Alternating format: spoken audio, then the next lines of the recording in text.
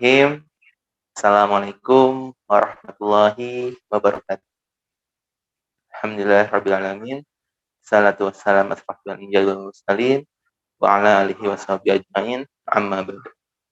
Rabbi shrah li sadri wa yassir li amri wahlul 'uqdatam min lisani yafqahu qawli.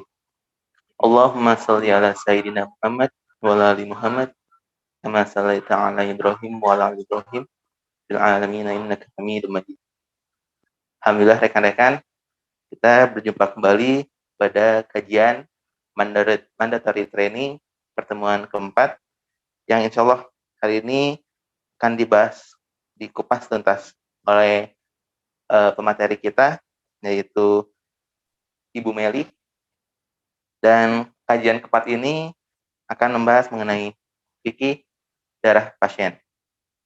Baik, sebelum kita mulai kegiatan hari ini, alangkah baiknya kita membaca semalah bersama-sama. Bismillahirrahmanirrahim. Baik, untuk mempersingkat waktu, dilanjut untuk tilawah kepada saudara Kang Mail, dipersilakan.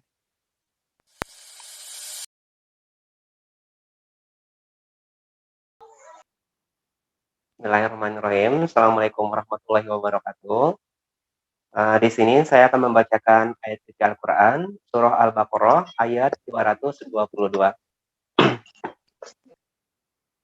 A'udzu billahi minasyaitonir rajim. Bismillahirrahmanirrahim. Wa yas'alunaka 'anil mahid.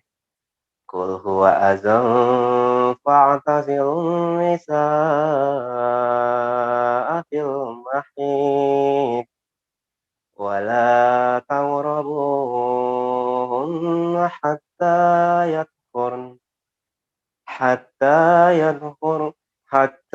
yadkhurna fa iza tatahharna fa'tuhunna min haitsu amarakumullah. Innallaha yuhibbut tawwabina wa yuhibbul mutatahhirin. Artinya, dan mereka menanyakan kepadamu Muhammad tentang haid. Katakanlah, itu adalah sesuatu yang kotor. Karena itu, jauhilah istri pada waktu haid. Dan janganlah kamu dekati mereka sebelum mereka suci. Apabila mereka telah suci, campurilah mereka sesuai dengan ketentuan yang diperintahkan Allah kepadamu. Sungguh, Allah menyukai orang yang taubat dan menyukai orang yang mensucikan diri. Shadaqallahul azim. Berikutnya saya akan serahkan kembali kepada Kang Jaka.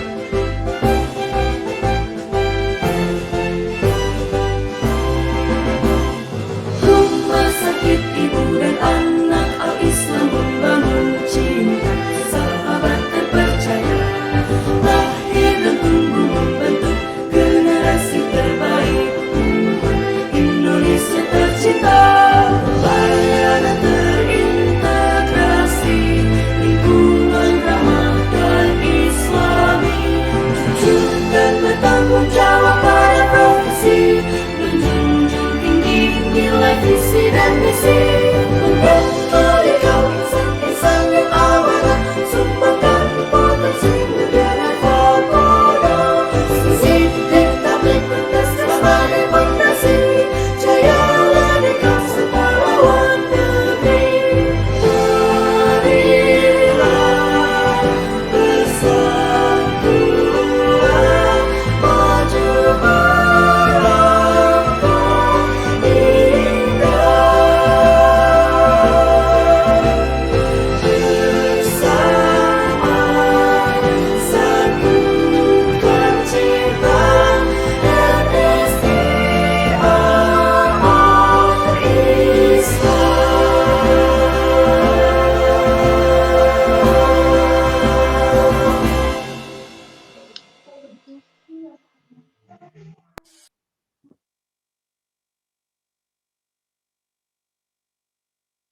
Alhamdulillah. Gimana rekan-rekan? Marsnya apakah sudah membakar semangat pagi ini? Semoga kita semua dilancarkan untuk kegiatan hari ini ya, dan bisa mengambil dari materi ini dengan baik, menyimak dengan baik. Dan ada poin penting juga nih untuk pertemuan kali ini, kegiatan kali ini, yaitu ada door prize untuk satu resume terbaik dan 3 orang penanya. Baik, untuk kegiatan berikutnya akan ada free test yang saya bagikan via link Zoom dan baik saya bagikan juga via grup. Akan saya beri waktu 5 menit setelah link free test ini saya bagikan.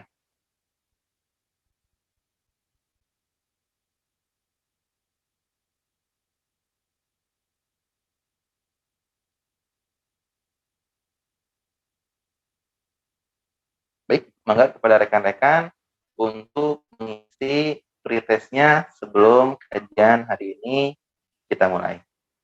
Waktu dimulai dari sekarang.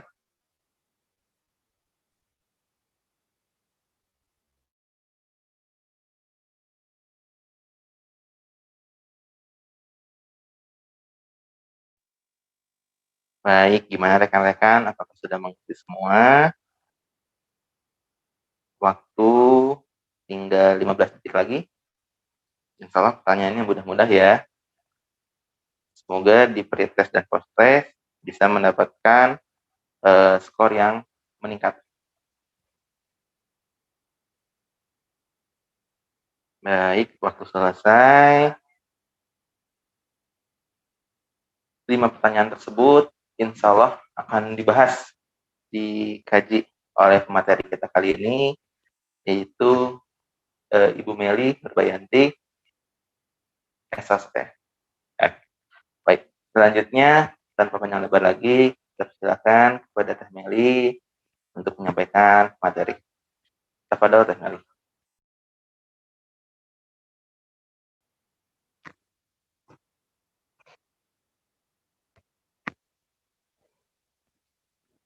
Bismillahirrahmanirrahim. Assalamualaikum warahmatullahi wabarakatuh.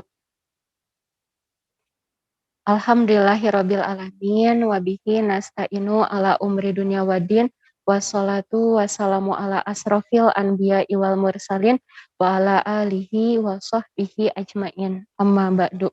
Rabbi srohli sadri wa yassirli amri wahlul uqdatami lisani yafqahu qawli. Pertama-tama, marilah kita panjatkan puji dan syukur kita kehadirat Allah Subhanahu wa Ta'ala, dan sholawat beserta doa keselamatan tidak lupa kita curah limpahkan kepada Nabi besar Nabi Muhammad Sallallahu Alaihi Wasallam, kepada keluarganya, sahabatnya, tabiin atba'ut tabiin, dan sampailah kepada kita selaku umatnya yang paling akhir. Amin ya Allah ya Rabbal Alamin. Bismillahirrahmanirrahim, teman-teman. Insya Allah kita akan saling belajar ya, belajar bareng, sharing ilmu mengenai fikih darah pasien. Nah, sebelumnya kita akan melihat dulu mengapa sih kita tuh sebagai sivitas medis, kemudian non medis harus mengetahui dan wajib mengikuti mandatory training fikih darah pasien ini. Kita lihat ya teman-teman, di sini ada tujuan instruksional umum dan tujuan instruksional khusus. Jadi tujuan umumnya adalah supaya karyawan memahami tentang fikih darah pasien, khususnya pasien wanita. Kemudian untuk tujuan khususnya adalah pertama, agar karyawan memahami pentingnya tentang darah dalam syariat Islam. Yang kedua, karyawan memahami beragam darah dalam fikih Islam. Dan yang ketiga, tentunya karyawan mampu mempraktekkan bacaan dan tata cara bersuci dalam Islam. Seperti itu teman-teman. Lanjut, jadi kita masuk ke definisi fikih darah. Nah, teman-teman, jadi maksud dari fikih darah pasien ini adalah kita akan membahas tentang fikih darah wanita. Ya, jadi bukan fikih darah yang lain seperti kayaknya yang dibahas itu fikih darah pada saat kecelakaan atau seperti apa, donor darah dan lain sebagainya. Nah, bukan ya. Jadi yang akan kita bahas dan maksud dari fikih darah di sini adalah yang berkaitan dengan ketentuan syariat akan darah yang keluar dari rahim wanita. Nah, itu ya teman-teman ya. Kemudian lanjut. Jadi sudah tahu nih, kita akan membahas apa nih di fikih darah pasien ini. Kita akan membahas fikih darah wanita. Bapak-bapak juga harus tahu ya tentunya tentang fikih darah wanita. Karena mungkin sudah memiliki istri, apalagi ya nanti supaya bisa mengajarkan dan membimbing kepada istrinya.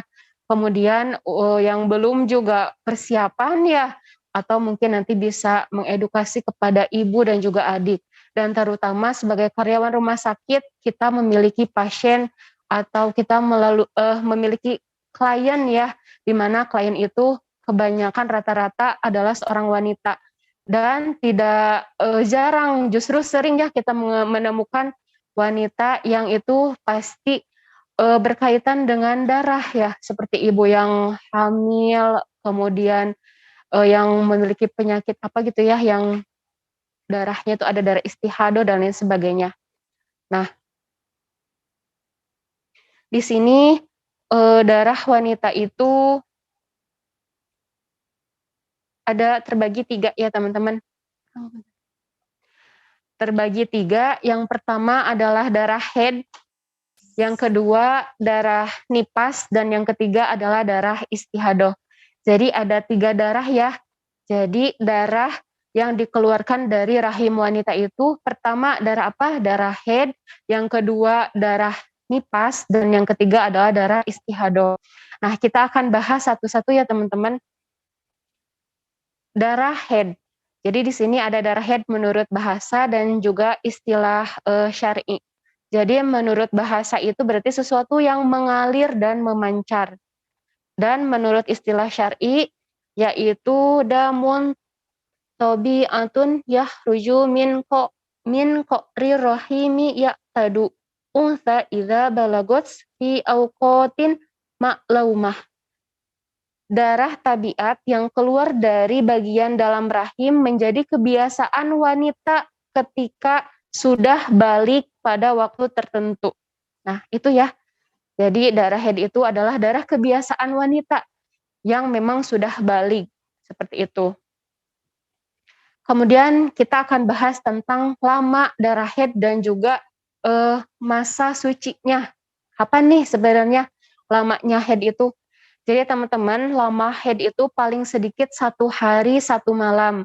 Jadi misal nih ada teman-teman yang hanya haidnya itu cuma 2 hari, 3 hari, malah cuma 1 hari 1 malam. Nah itu dikatakan darah haid.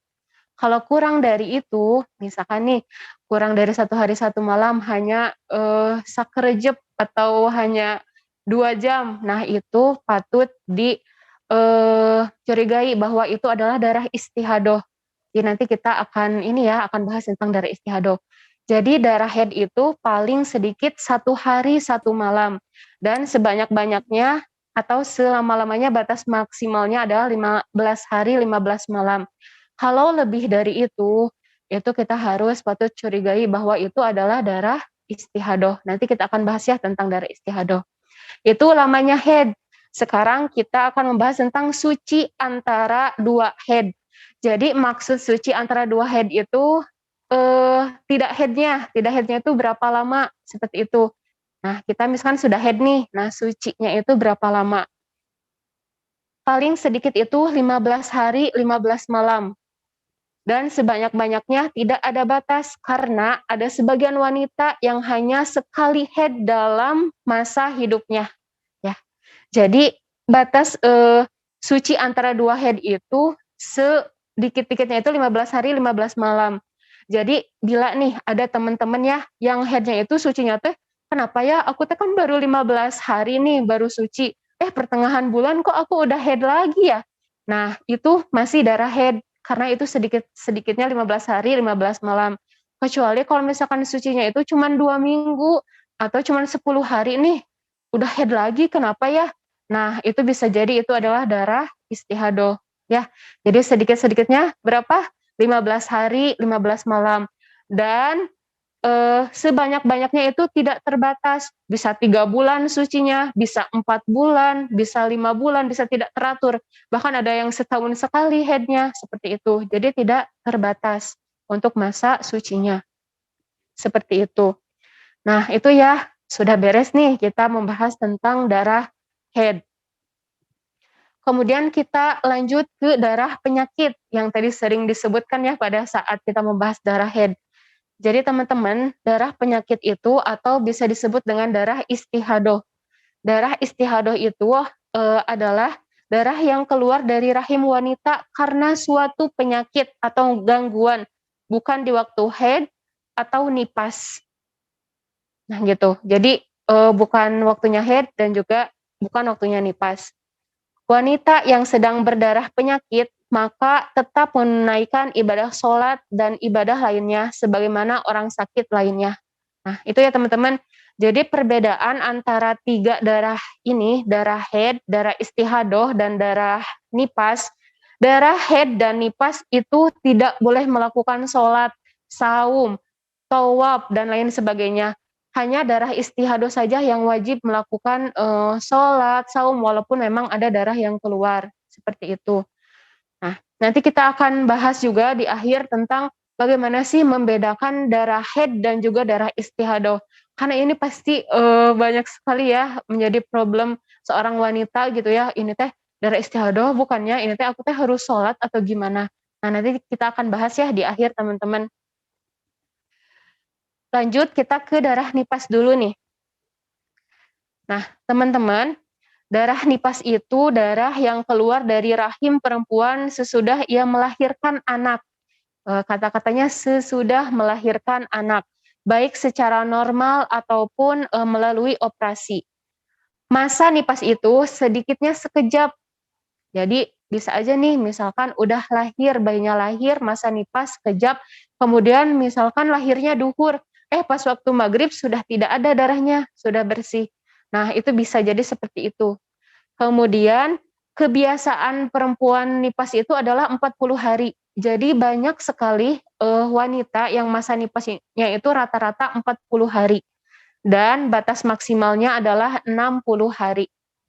Jadi kalau misalkan nih ada wanita yang habis melahirkan, masa nipasnya 50 hari, itu masih di batas wajar, itu masih darah nipas.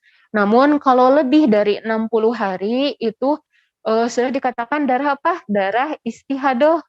Sekali lagi, jadi darah penyakit. 61, 62, 63 sudah masih ada darah, itu dikatakan darah istihadoh. Dan teman-temannya, darah istihadoh itu biasanya ya rata-rata itu warnanya itu adalah jingga biasanya. Jadi oranye mungkin ya, jadi oranye gitulah. Tapi bisa jadi sih merah muda kalau misalkan ini. Tapi rata-rata itu warnanya tuh jingga atau merah ke kuning-kuningan kalau darah istihadoh, seperti itu. Nah, lanjut, sudah ya, kita sudah membahas nih darah haid, darah istihadoh, dan darah nipas. Semoga teman-teman paham ya, dan nanti kalau misalnya tidak paham, nanti bisa langsung saja bertanya melalui chat atau nanti bisa langsung. Selanjutnya kita akan bahas nih, bila kita tuh kesulitan membedakan antara darah haid dan darah penyakit atau darah istihadoh, maka kita harus memperhatikan hal-hal berikut. Nah, yang pertama nih teman-teman, kita harus tahu ciri-ciri dan kebiasaan. Nih, bedakan ciri-ciri darah haid dan darah penyakit. Kemudian lakukan ketentuan sebagaimana ciri-ciri darah tersebut. Kalau darah tersebut menurut ciri-ciri darah penyakit, maka ia tetap menunaikan kewajiban ibadah seperti sholat, saum, dan lainnya. Apabila darah tersebut memiliki ciri-ciri darah haid, maka tidak sholat, tidak saum, dan lainnya. Maksudnya seperti ini teman-teman. Jadi pertama kita harus tahu dulu ciri-cirinya. Misalkan dan juga kebiasaan. Nih, misal saya itu biasanya kalau haid itu suka sebulan sekali, jadi teratur. Ini mah 15 hari suci, 15 hari langsung haid. Nah, kita harus tahu kebiasaannya. Kebiasaan mau haid itu apa? biasanya nih misal, saya mah biasanya kalau mau haid teh suka sakit bagian dada, bagian perut. Nah, kita rasakan hal itu, oh berarti ini mau haid berarti ya, walaupun memang 15 hari. Kemudian kita lihat juga ciri-ciri dari warna darah. Misalkan nih warna darah itu biasanya kalau haid itu awal-awal suka agak coklat atau hitam. Atau misalkan dari baunya juga, nih kalau bau haid itu seperti ini, agak anyir biasanya. Nah, kita harus tahu dulu kebiasaan kita dan ciri-ciri dari darah haid. Kalau misalkan yang tadinya kita itu kalau haid itu suka gelap, misalkannya warnanya, kemudian ini teh kenapa ya kok warnanya teh merah muda terus cair gitu, beda dengan darah biasanya. Nah, itu kita patut dicurigai. Kalau misalkan ciri-cirinya seperti darah istihadah, berarti kita wajib melaksanakan sholat, saum, dan yang lainnya. Tapi kalau ciri-cirinya seperti darah haid, berarti kita tidak harus sholat, saum, dan yang lainnya. Itu. Jadi pertama kita harus tahu dulu, harus bisa membedakan ciri-ciri, kebiasaan, dan yang lainnya. Itu ya teman-teman. Kemudian yang kedua, oh ini landasan dari kasus tersebut ya. Ini ada dari Ibnu Syihab, dari Urwah, dari Aisyah radhiyallahu anha, bahwa Fatimah binti Abi Hubaisi telah berdarah penyakit. Rasulullah Shallallahu alaihi wasallam berkata kepadanya, sesungguhnya darah haid itu berwarna hitam, dikenal oleh kaum perempuan. Maka apabila ada darah semacam itu, hendaklah engkau tinggalkan sholat. Apabila keadaan darah tidak seperti itu, hendaklah engkau berwudu dan sholat. Ya, jadi teman-teman wajib nih tahu ciri-ciri darah haidnya itu seperti apa. Ya. Nah, lanjut ke yang kedua nih. Kita kalau mau membedakan darah haid dan juga darah istihadah.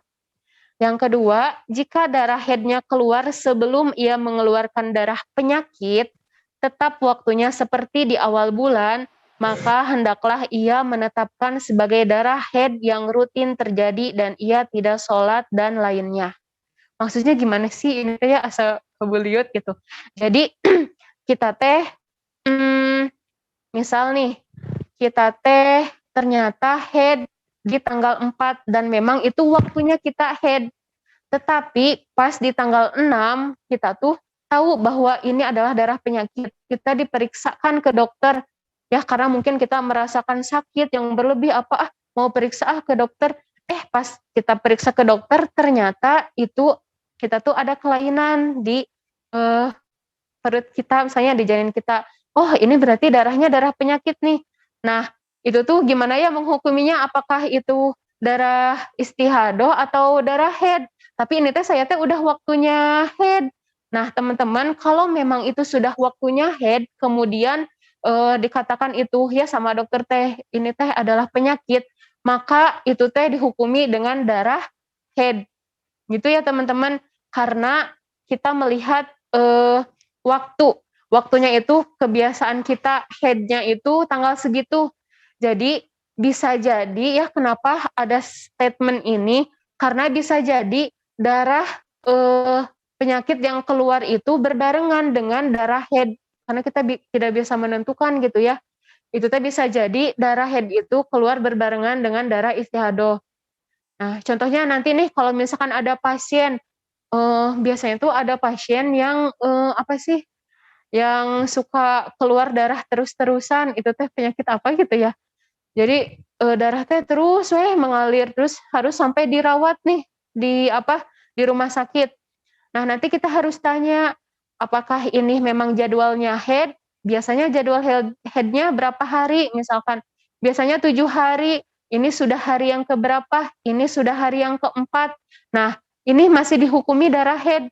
Tapi nanti ketika misalkan sudah hari ke-8, itu baru dihukumi darah istihadah. Karena haidnya biasanya 7 hari. Seperti itu. Nah, lanjut ya teman-teman ya. Nah, ini yang melandasi dari contoh yang tadi. Dari Irak bin Malik, dari Urwah bin Al-Zubair, dari Aisyah istri Nabi Shallallahu alaihi wasallam, ia berkata, sesungguhnya Ummu Habibah bin Jahsi, keluarga Abdi Ar-Rahman bin Auf, ia bertanya kepada Rasulullah Shallallahu alaihi wasallam tentang darah.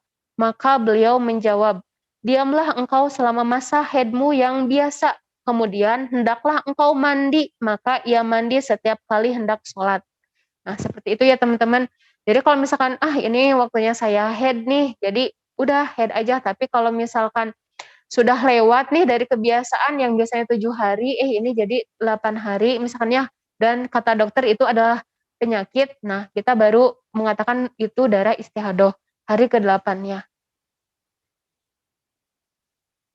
Kemudian yang ketiga nih yang harus diperhatikan. Bila tidak dapat membedakan darah haid dan darah penyakit, kemudian waktu haidnya tidak teratur atau lupa waktunya, maka haidnya mengikuti kebiasaan kebanyakan wanita yang haid, yaitu 6 sampai dengan 7 hari. Selain dari waktu yang ditentukan itu dipandang suci, maka ia wajib sholat dan melakukan ibadah lainnya selama 23 atau 24 hari tiap bulannya. Nah gitu ya teman-teman ya, Masya Allah paham ya. Jadi misalkan nih teman-teman tuh tidak bisa membedakan darah haid dan darah penyakit, kemudian teman-teman juga haidnya itu enggak teratur, terus lupa lagi waktunya teh kapan, misalnya suka 3 bulan sekali, 4 bulan sekali haidnya itu, terus nggak bisa ngebedain, ini teh darah haid atau darah istihadah ya warnanya teh. Nah maka teman-teman ikuti saja kebiasaan dari wanita. Wanita pada umumnya kalau haid itu biasanya 7 sampai 8 hari.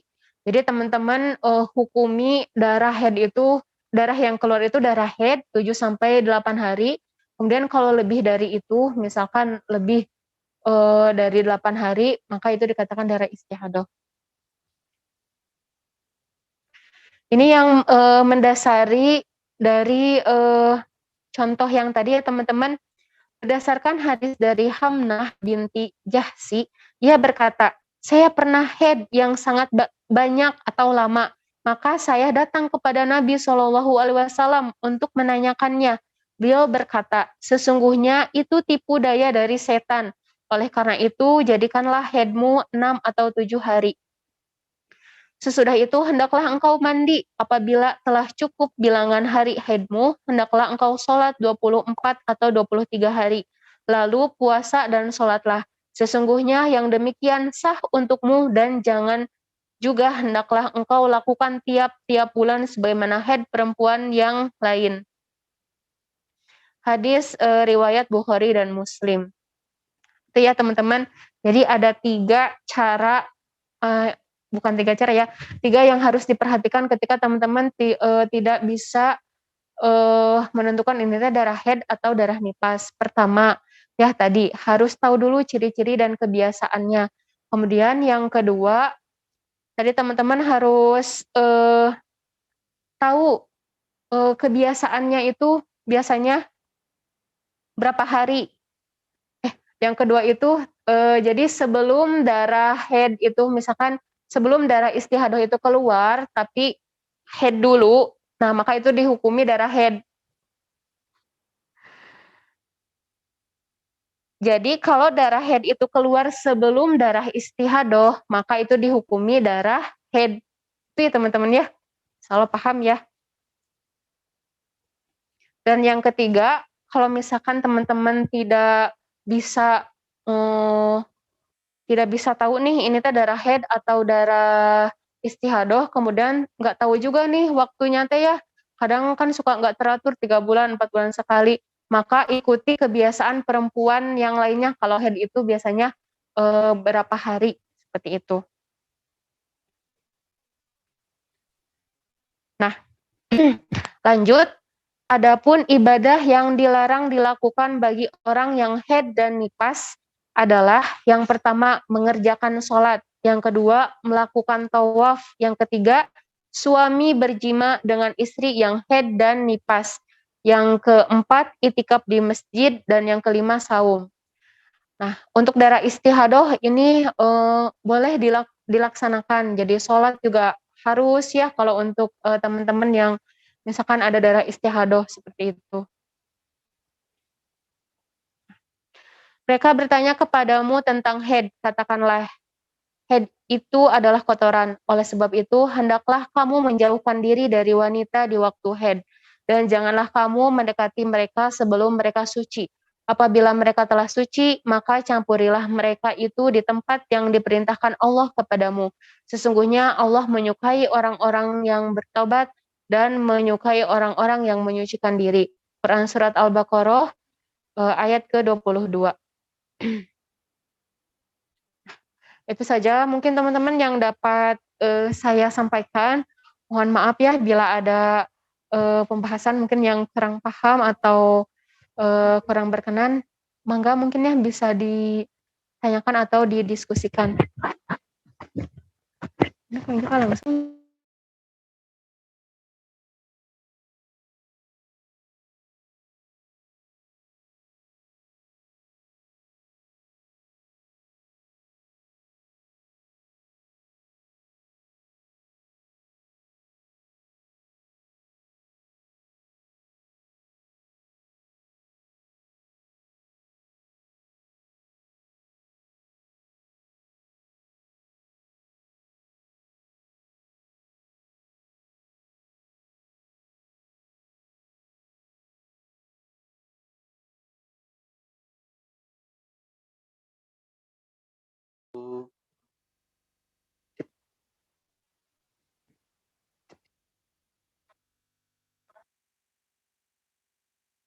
Alhamdulillahirrahmanirrahim. Jazakallah khairan kepada Meli atas penyampaian materinya. Gimana rekan-rekan?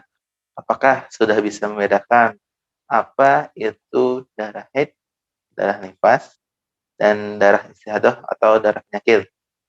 Tadi sudah disampaikan oleh Meli begitu banyak cara-cara membedakannya, dari baik darah haid itu kurang lebih tadi masa waktunya dari 15 hari, atau bahkan untuk darah nifas itu adalah darah yang keluar setelah seorang ibu melahirkan, atau misalkan seorang ibu yang mengeluarkan anak itu ya.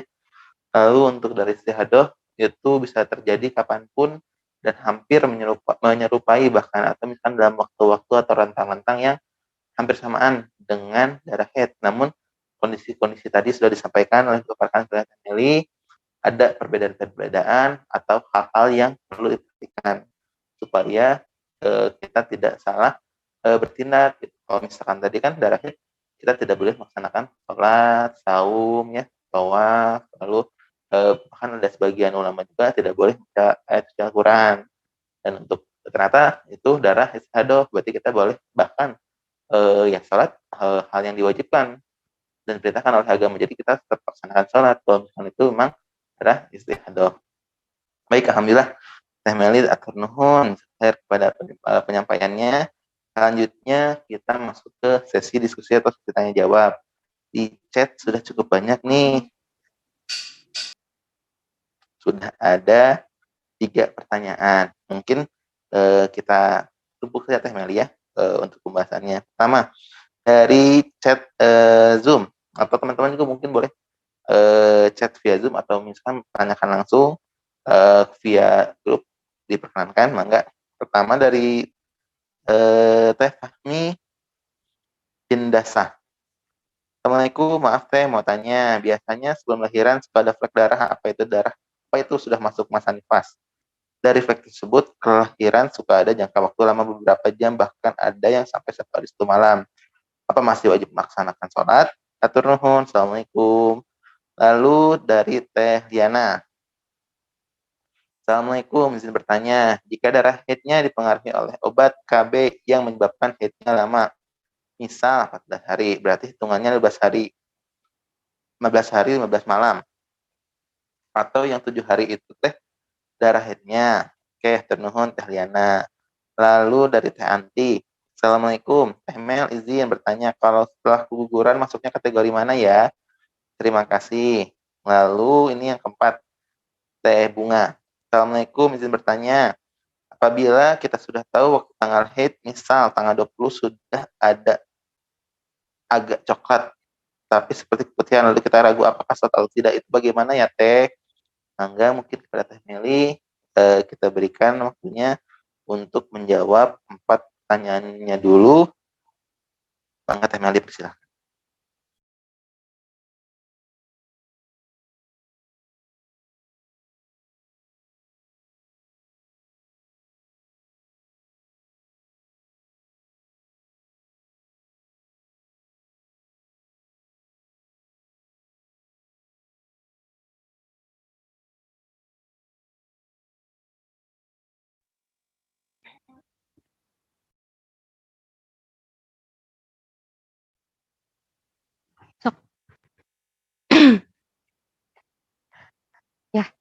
Alhamdulillah, terima kasih banyak ya atas pertanyaannya. Bismillahirrahmanirrahim.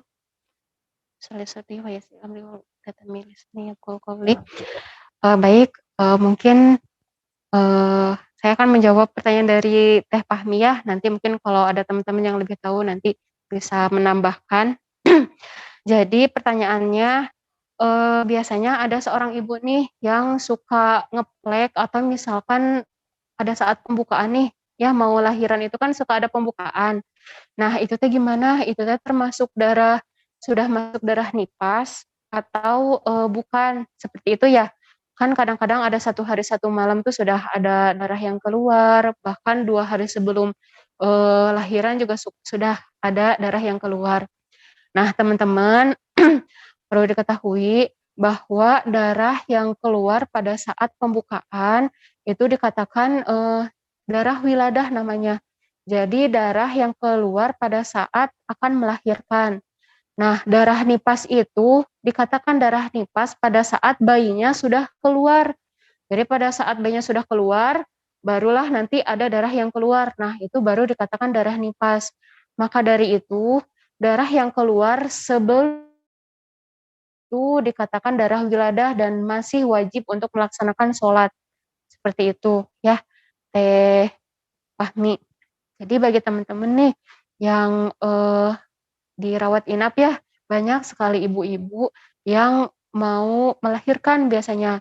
Nah, nanti bisa diingatkan, tapi pelan-pelan ya, karena mungkin sembari menahan rasa sakit ya mereka teh. Jadi untuk mengedukasi dan mengingatkannya juga tuh butuh kelemah lembutan gitu ya, butuh dengan perhatian karena mungkin selain kewajiban yang mereka punya juga ada rasa sakit mungkin ya yang sedang mereka alami. Jadi mereka wajib untuk melaksanakan sholat pada saat terjadi pembukaan seperti itu. Nanti bisa diingatkan pelan-pelan. Nah itu ya jawabannya dari pertanyaan Kang Fahmi atau Teh Fahmi? Oh Teh Fahmi ya. Ya, hatur nuhun Teh Fahmi atas pertanyaannya. Kemudian pertanyaan selanjutnya dari Teh Liana. Jadi bagaimana nih darah yang keluar karena pengaruh dari obat KB menyebabkan haidnya itu lama, misalnya 14 hari. Berarti hitungannya 15 hari atau 7 hari nih haidnya. Seperti itu ya. Jadi melihat dari tadi ya, dari materi mungkin ya yang disampaikan. Jadi lihat dulu dari kebiasaan ibu ini. Misalkan nih sebelum ibu KB ya, sebelum ibu KB itu haidnya itu memang seringnya itu lebih dari 7 hari. Misalkan kadang suka 10 hari, kadang suka 13 hari ya bersihnya itu. Nah, berarti ibu ini dihukumi walaupun itu pakai obat KB tetap batas maksimal haidnya itu 15 hari. Jadi bukan 7 hari. Kecuali kalau memang sebelum ibu KB tersebut kebiasaan haidnya itu memang 7 hari, 6 hari, 4 hari, maka mengikuti kebiasaannya. Kalau misalkan setelah minum obat nih, ternyata jadi 15 hari, malahan 16 hari ya, suka lama juga. Nah, berarti dihukumi dengan kebiasaan wanita. Jadi kebiasaan wanita itu adalah 7 hari. Seperti itu ya, Teh Liana ya, Teh Liana itu. Nah, semoga bisa puas ya dengan jawabannya. Itu. Lanjut ke pertanyaan selanjutnya dari Teh Anti. Assalamualaikum, Teh Meli izin bertanya, kalau setelah keguguran, masuknya kategori mana? Terima kasih. Nah, teman-teman, jadi ini tuh ada beberapa pendapat ulama, tetapi memang pendapat yang paling kuat dan jumhur ulama pendapat banyaknya ulama. Jadi pada saat keguguran itu kita lihat dari berapa minggu ibu itu keguguran. Nah, dikatakan keguguran dan masa nifas itu adalah pada saat usia 40 hari, 4 bulan. Atau 4 bulan itu kan di dalam Al-Quran sudah ditiupkannya ruh ya. Walaupun memang di usia 1 minggu, 5 minggu itu sudah ada detak jantung biasanya ya. Tapi memang pada dasarnya itu belum ditiupkannya ruh. Jadi ditiupkannya ruh itu pada saat usia 4 bulan ya. Dan biasanya 4 bulan itu sudah terbentuk, biasanya sudah terbentuk sempurna seperti manusia. Nah, jika keguguran itu di usia 4 bulan dan bayinya itu sudah berbentuk, maka ibu yang keguguran itu dikatakan sudah masuk masa nifas. Qadarullah nih, misal ada ibu yang keguguran di usia 4 bulan, kita lihat dulu 4 bulan dan sudah berbentuk, oh ibu sedang masa nifas. Nah, seperti itu. Namun, kalau misalkan ada seorang ibu yang keguguran itu kurang dari 4 bulan, misalkan nih 13 minggu, ya banyak sekali yang 13 minggu, kemudian 14 minggu, baru 6 minggu, 8 minggu keguguran. Nah, sebagian ulama dan pendapat banyak ulama, jumhur ulama mengatakan darah yang keluar itu bukanlah darah nifas tapi darah fasad atau darah rusak. Jadi ibunya wajib untuk melaksanakan sholat. Dan biasanya darah fasad itu keluarnya itu hanya sebentar. Misalnya 1 minggu, 2 minggu sudah beres. Beda biasanya dengan darah nifas. Seperti itu ya teman-teman. Jadi pertanyaan dari Teh Anti, yang keguguran itu sudah masuk masa nifas atau belum? Kita lihat dulu usia kandungan ibunya ya. Jadi kalau 4 bulan bayinya sudah berbentuk, itu sudah dikatakan darah nifas. Tapi kalau kurang dari 4 bulan dan bayinya terlihat belum berbentuk ya, nah itu berarti darah yang keluar adalah darah fasad. Jadi ibunya wajib untuk melaksanakan sholat, saum, dan yang lainnya. Itu ya Teh Anti. Teh Meli. Kemudian, sudah. Oh, Teh Meli, maaf.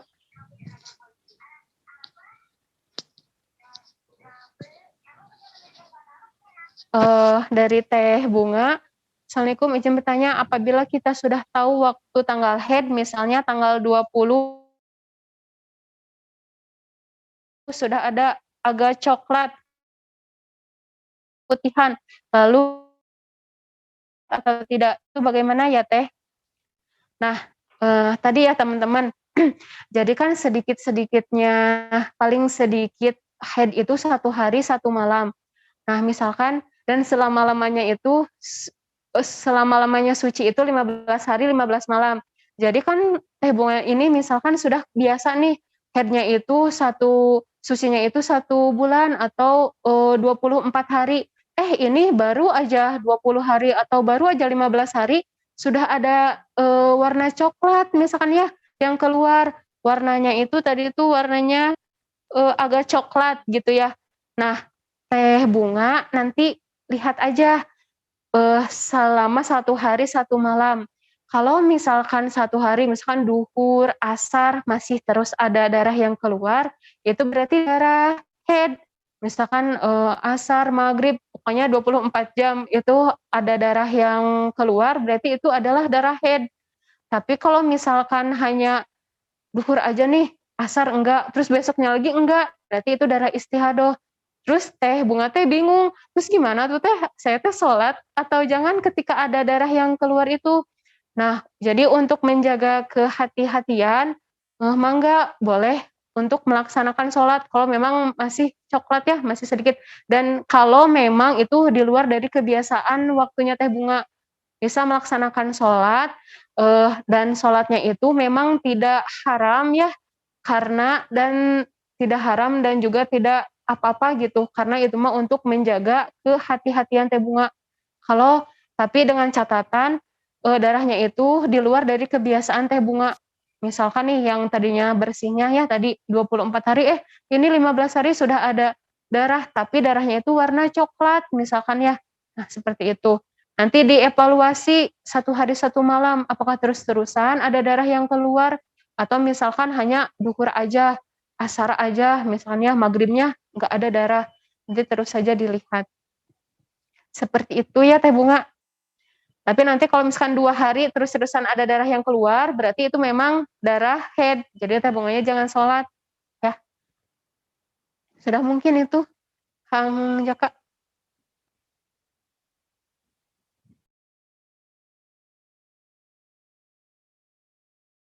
Sih.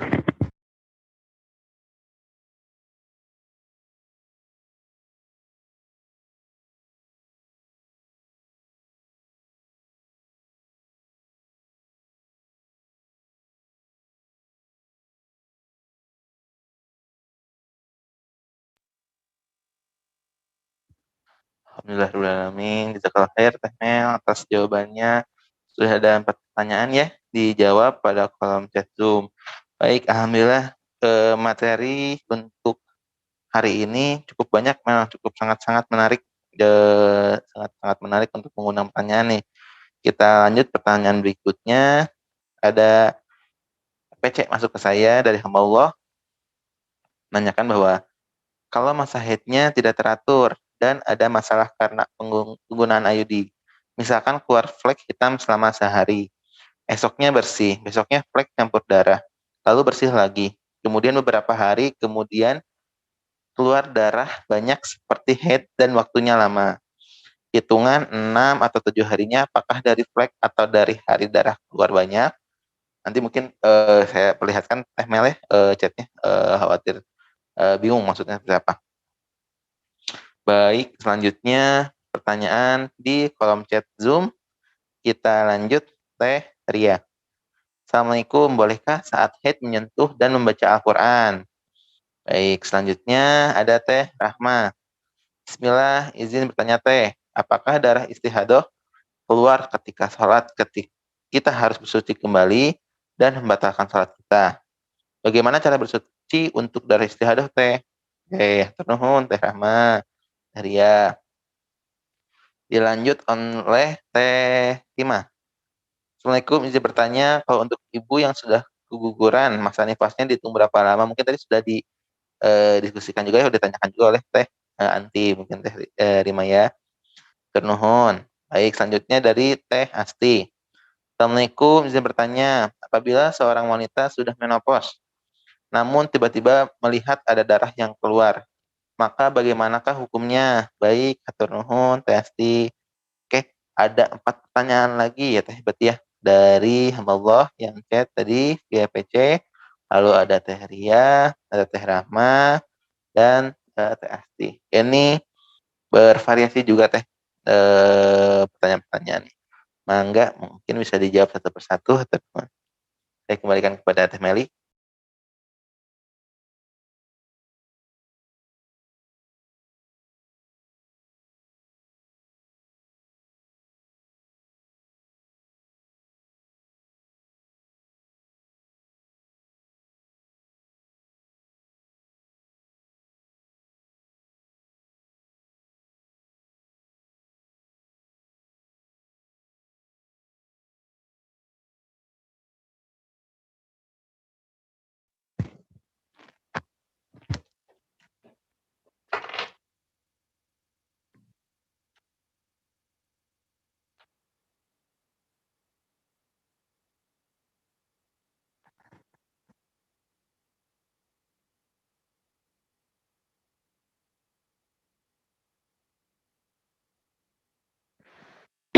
Bismillahirrahmanirrahim.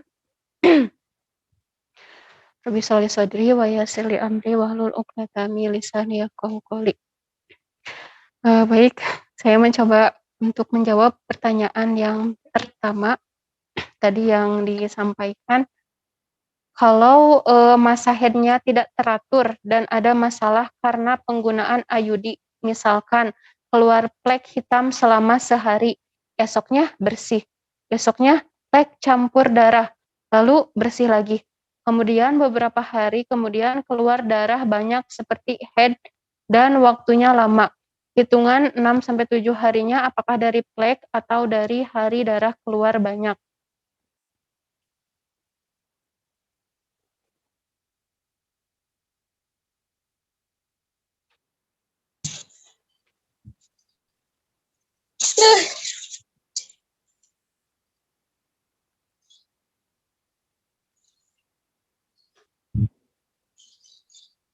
Ya, baik. Bismillahirrahmanirrahim. Saya mencoba menjawab ya.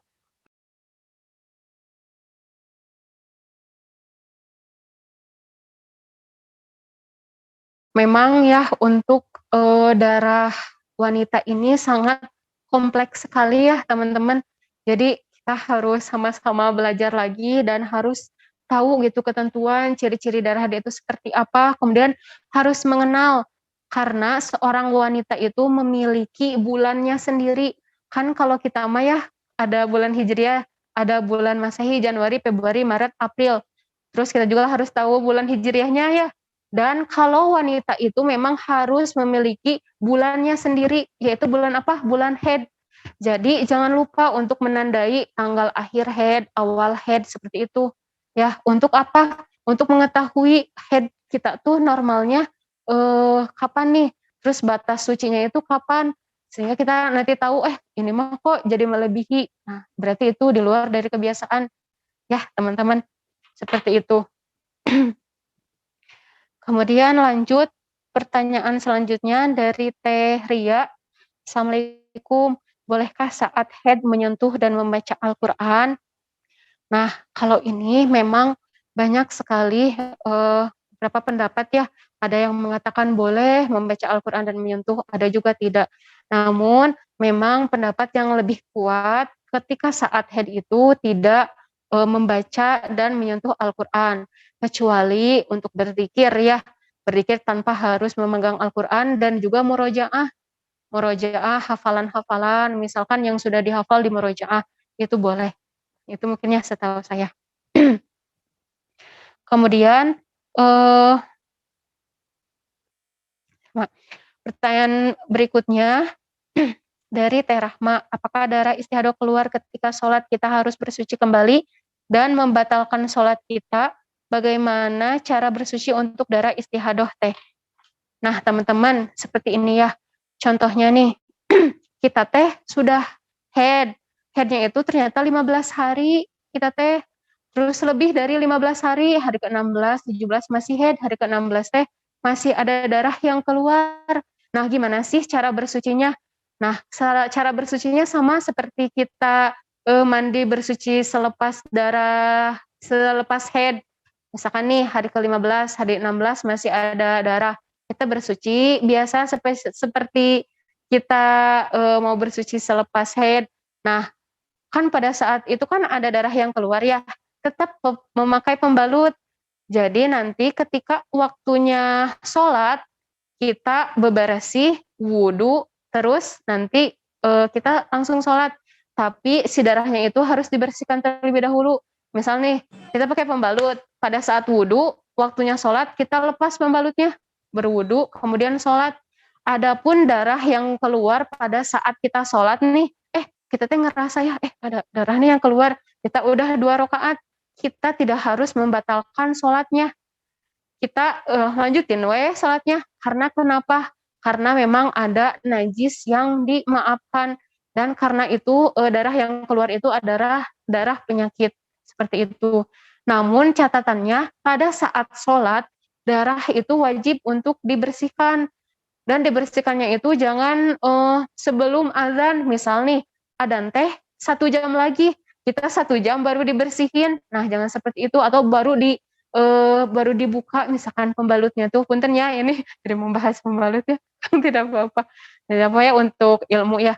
Gitu. Jadi pada saat azan kita lepas pembalut, wudhu, kemudian kita sholat. Seperti itu. Bukan dilepas ya, tapi diganti pembalutnya. Sama seperti halnya duhur, asar, seperti itu. Jadi harus dibersihkan dulu si najisnya, baru kita nanti sholat. Kemudian gimana sih cara kita misalkan adus dari darah istihadah? Misalkan nih sudah 19 hari ya kita teh terus mengeluarkan darah istihadah, hari ke-20 kita baru berhenti darah istihadahnya. Nah teman-teman, untuk menjaga kehati-hatian, tidak salahnya kita bisa untuk bebersih lagi sama halnya seperti haid. Seperti itu. Sebenarnya tidak menjadi masalah. Tetapi kalau misalkan teman-teman untuk menjaga kehati-hatian, mandi saja seperti itu. Dan tidak harus setiap kali darah keluar nih, darah istihadah keluar kita mandi. Duhur mandi, asar mandi misalnya, terus saya adus gitu. Tidak harus, jadi cukup sekali saja adusnya pada saat hari ke-15 haid. Adus, kemudian sholat, setelah darah istihadahnya berhenti, nanti bisa mandi lagi, adus lagi. Seperti adus pada saat haid. Nah, itu ya mungkin jawaban untuk pertanyaan Teh Rahma. Kemudian pertanyaan dari Teh Tian. Katanya sudah dijawab. sedikit saja mungkin ya. Jadi dari Teh Rima, kalau untuk ibu yang sudah keguguran, masa nipasnya dihitung berapa lama? Masa nipasnya itu sama seperti masa nipas ibu yang melahirkan. Jadi sekurang-kurangnya sekejap, jadi sekejap juga bisa, dan biasanya 40 hari, batas maksimalnya 60 hari. Itu ya. Kemudian pertanyaan dari Teh Asti. Assalamualaikum, izin bertanya, apabila seorang wanita sudah menopause namun tiba-tiba melihat ada darah yang keluar, maka bagaimana hukumnya? Nah, ini ya dalam buku Fikih Kesehatan Wanita Kontemporer, jadi tidak ada batasan bagi seorang wanita untuk haid. Jadi ibu yang menopause itu juga bisa mengalami haid ya. Jadi gimana nih, apakah darah itu dihukuminya bukan haid atau seperti apa? Tetap dihukuminya haid, dan seperti tadi ya, dilihat dari ciri-cirinya Teh ya. Dilihat dari kebiasaan, kemudian dari ciri-ciri darahnya seperti apa. Kalau misalkan ciri-ciri darah itu memang seperti darah haid, berarti ibu yang asal kemarin Teh ya udah menopause, udah enggak haid, tapi ciri-cirinya seperti darah haid, berarti itu adalah darah haid. Jadi tidak harus sholat, saum, dan yang lainnya. Seperti itu. Ya, pertanyaan dari Teh Asti. Itu ya Teh Asti ya? Sudah ya, Kang? Terima kasih mungkinnya bagi teman-teman yang bertanya. Luar biasa sekali ya pertanyaannya. Yang salah mungkin datang dari saya, dan yang benar itu hanya dari Allah. Mungkin saya hanya sharing ilmu ya teman-teman, mangga nanti kalau misalkan ada yang ingin berdiskusi ya bisa nanti ya saya kembalikan lagi ke moderator.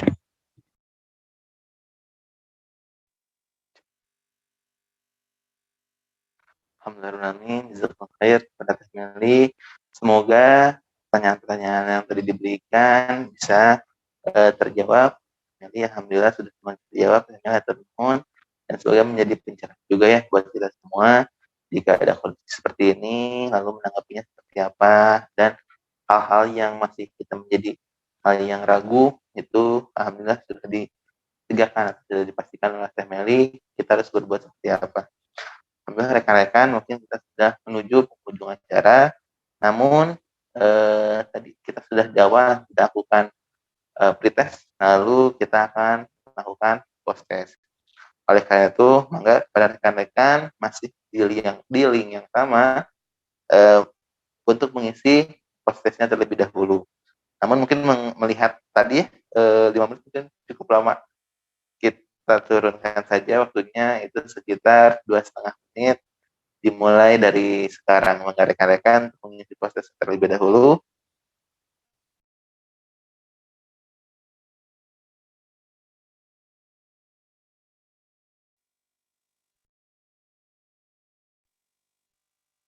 Baik, alhamdulillah, rekan-rekan, untuk waktu 2,5 menitnya sudah selesai. Semoga skornya bisa meningkat ya, atau sudah mendapatkan skor maksimal yaitu 100. Baik, tak kunjung lupa juga saya membagikan link absensi untuk diisi oleh rekan-rekan.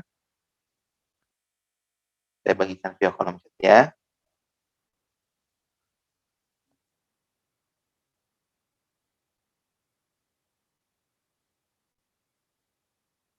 Baik, jangan lupa diisi ya teman-teman. Dan untuk resum ini nanti kita akan memberikan door prize untuk satu resum terbaik dan 3 orang penanya. Barangkali dari pemateri apakah sudah mendapatkan penanya terbaik atau kita tutup saja nanti di akhir? Baik, kita mungkin saja teman-teman ya di akhir ya, kita sekaligus nanti pengumuman untuk 1 orang resum terbaik yang nanti diisi pada absensi. Seperti itu. Baik, mungkin cukup sekian rekan-rekan pertemuan kita kali ini. Alhamdulillahirabbil alamin. Kajian hari ini bahkan hari Jumat, rajanya hari, kita mulai hari ini dengan kajian yang sangat-sangat bermanfaat untuk singkat waktu. Mari kita membaca hamdalah bersama. Alhamdulillahirrahmanirrahim. Dan mohon maaf apabila ada perkataan-perbuatan yang kurang berkenan. Mohon maaf dari saya pribadi selaku MC. Jika ada kekurangan, wabillahi taufiq wal hidayah. Wassalamualaikum warahmatullahi wabarakatuh.